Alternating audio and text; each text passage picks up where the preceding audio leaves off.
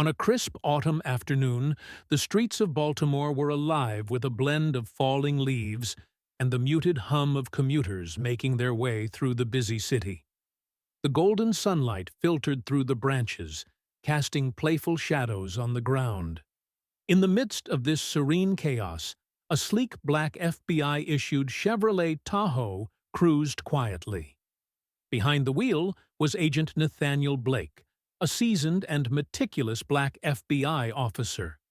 At 39, he had spent nearly 2 decades serving his country, first in the Marine Corps and later in the FBI.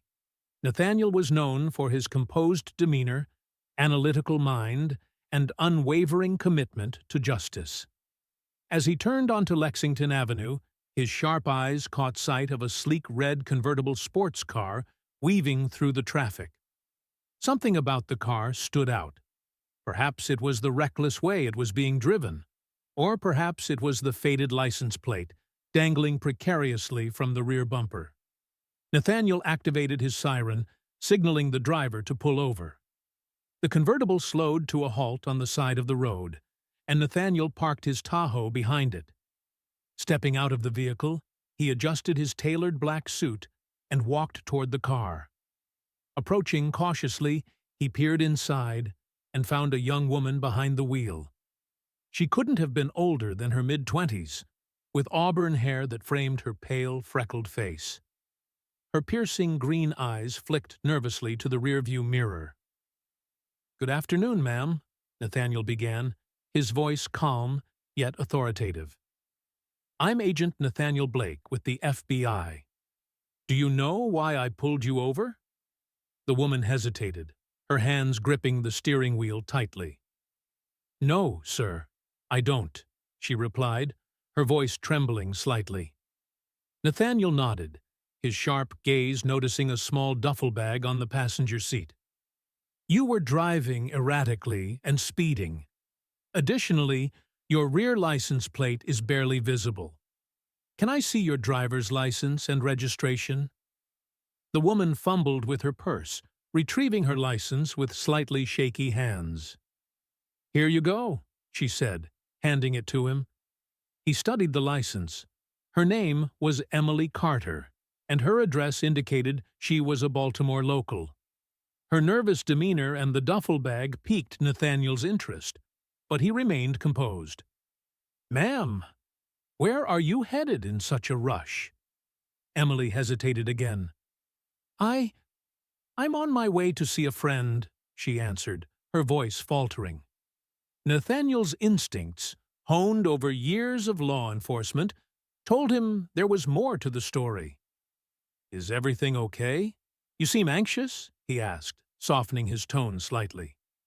Emily swallowed hard, glancing at the duffel bag.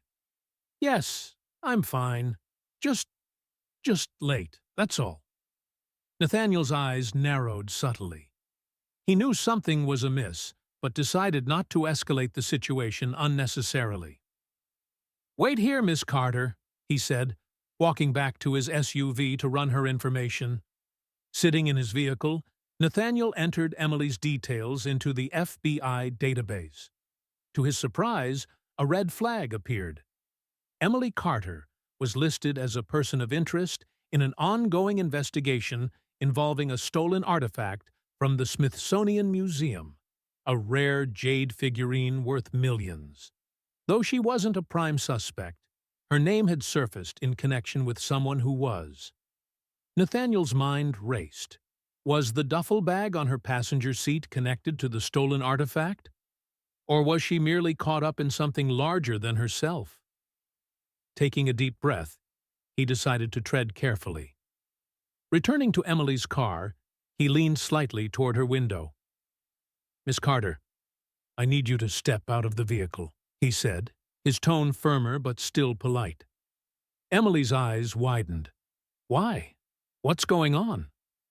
"Just a routine procedure," Nathaniel assured her. "I'd like to ask you a few more questions." Reluctantly, Emily stepped out of the car. Nathaniel gestured for her to stand near the curb as he opened the passenger side door and retrieved the duffel bag.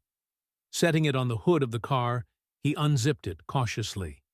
Inside, he found clothing, toiletries, and, wrapped in a sweatshirt, a small jade figurine that matched the description of the stolen artifact. Nathaniel's heart sank. He looked at Emily, who was visibly trembling. "Miss Carter, you need to tell me the truth. Where did you get this?" Emily's face turned pale. I can explain," she stammered. "It's not what it looks like." "Then explain," Nathaniel said, his voice calm but unwavering. "Because right now, this looks very bad." Emily took a deep breath, her green eyes filling with tears. "I didn't steal it. I swear," she said, her voice breaking. "A man named Victor DeLuca gave it to me. He's my ex-boyfriend. He told me to hold on to it for him, but I didn't know it was stolen until I saw it on the news. I was on my way to turn it in." Nathaniel's expression remained stoic, but internally he was piecing together the puzzle. Victor DeLuca was a name he recognized, a notorious art thief who had eluded capture for years. "Why didn't you go to the police the moment you found out?" Nathaniel asked. "I was scared," Emily admitted. "Victor, he's dangerous. He said if I ever betrayed him, he'd come after me." Nathaniel nodded, sensing the truth in her words. "Miss Carter, you're in a very precarious situation. Possession of stolen property is a serious crime. But if you're willing to cooperate, I can help you." Emily looked at him, a glimmer of hope in her tear-filled eyes. "What do you need me to do?" Back at FBI headquarters, Nathaniel worked with his team to devise a plan. Emily agreed to cooperate fully, providing information about Victor's associates and his known hangouts. The plan was simple: use Emily as bait to lure Victor into a trap. In the days leading up to the operation, Emily remained at a secure FBI safe house.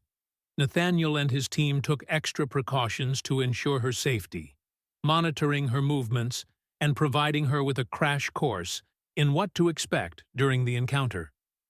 Emily's nerves were palpable, but her determination to make things right kept her focused.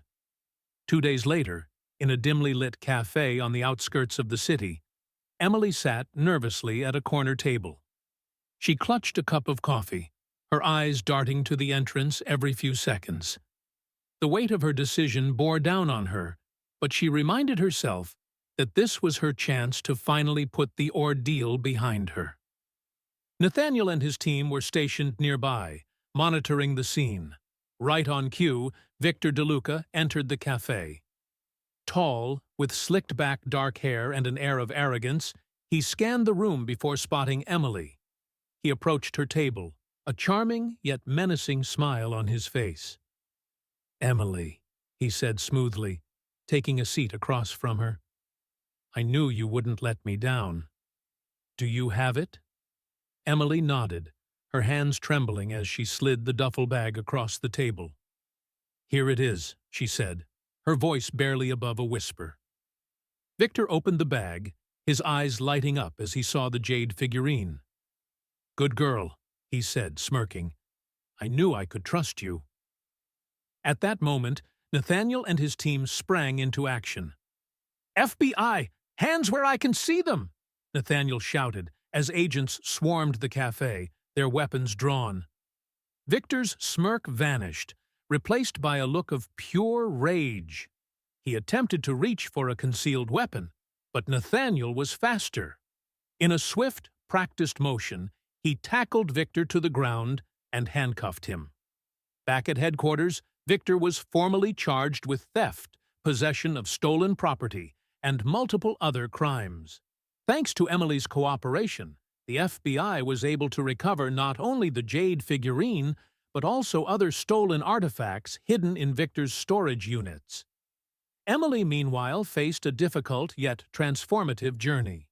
She entered a witness protection program, allowing her to start anew in a different city far from Victor's associates.